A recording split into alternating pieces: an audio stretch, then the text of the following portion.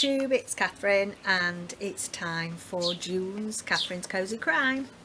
And the book of choice that we've been reading over the last month is Richardson's First Case. This is by Basil Thompson, and as you will remember, look at that lovely sweetie jar on the front.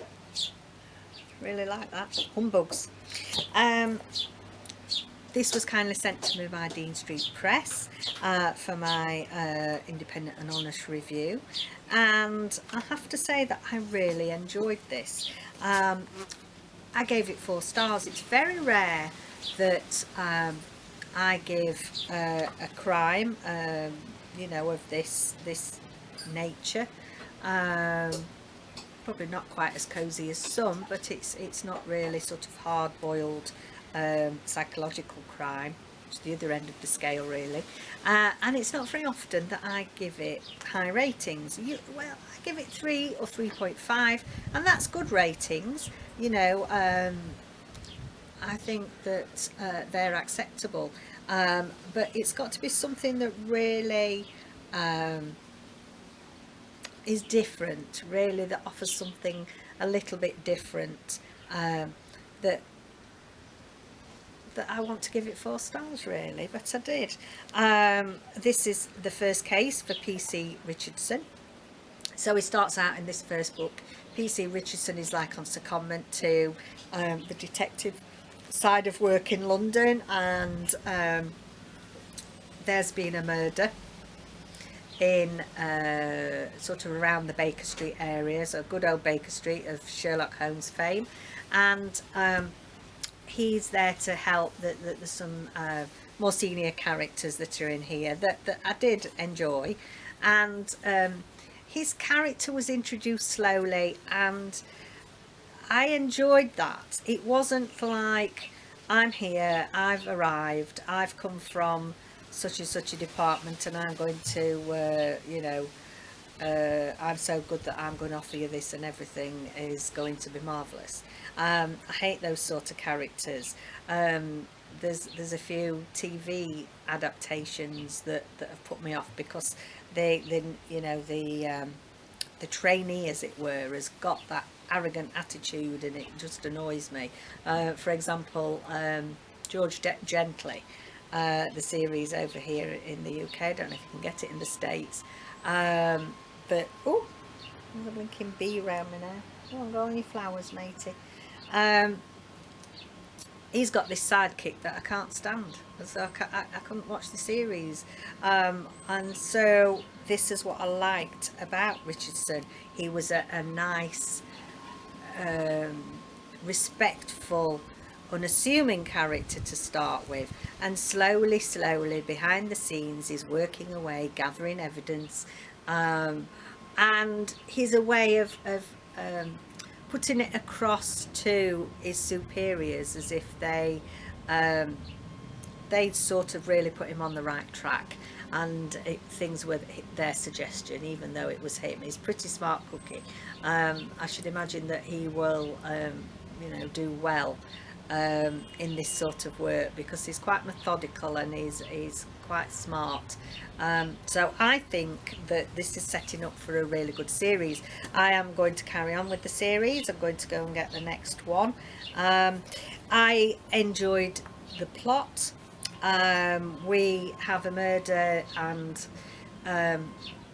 it was sort of set in a really great atmospheric backdrop of London in the 1930s, very smoggy, very atmospheric.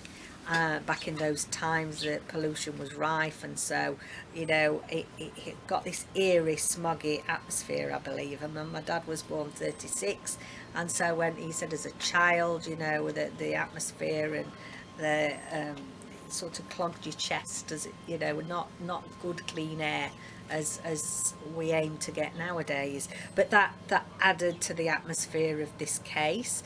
I enjoyed how the plot developed. I did guess who the baddie was by the end, the perpetrator. But I think you were led into that. You know, you were led to then work out who it was just before they announced who it was. So I don't think that was anything wrong with the writing. I think that was the style and how they led you along various avenues to just before the end, and you think you had a bit of an idea who it was, and then you thought, yeah, they've got that evidence now, that's who they need to arrest. So it had got a good plot, it was well written, it flowed well for me. Trying to think, what is anything else that I put on my notes? Oh yeah, and I like the old-fashionedness of it, and I know it was written back in the 30s and times were different then, but I like the old-fashionedness of the police work. They didn't have all the, you know, the scientific tools at their disposal that are there nowadays, and yeah, that's great. You know, they have been able to solve crimes that have been unsolved for many years because of DNA profiling, etc. But it was nice to go back to a story where it's good old-fashioned policing, where they followed their leads, they followed their gut instinct, and still, you know, got a good outcome at the end. So there was something quite nostalgic about this series, and yeah, I really enjoyed it. So put down below if you read it what your thoughts were.